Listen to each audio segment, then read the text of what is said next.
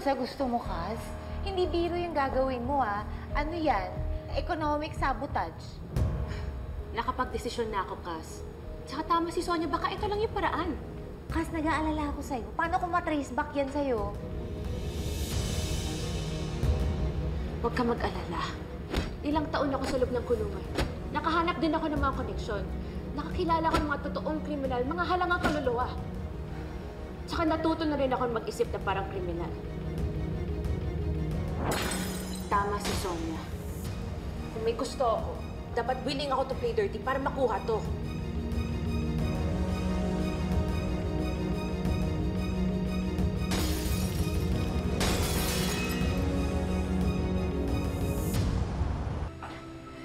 Marlon, hindi naman nandito ka na. Don't be too hard on your parents. Yeah. Marami silang iniisip ngayon. Lalo na naghahanap pa rin sila ng mga investors.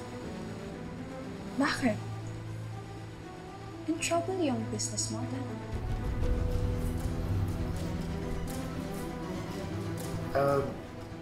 There's nothing to worry about. Everything's okay. Nothing I can't handle. Okay?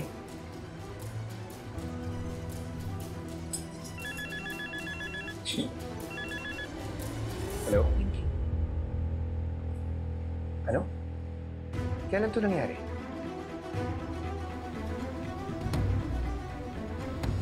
Sige, papunta na ako dyan.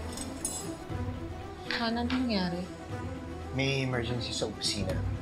Kailangan ko pumunta doon. Sasamahan kita. I need to leave now. Okay. My excuses. Excuse me.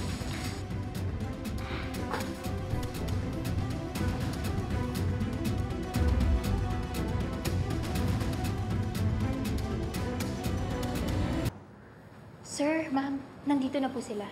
Sige, papasukin mo. Pasok kayo.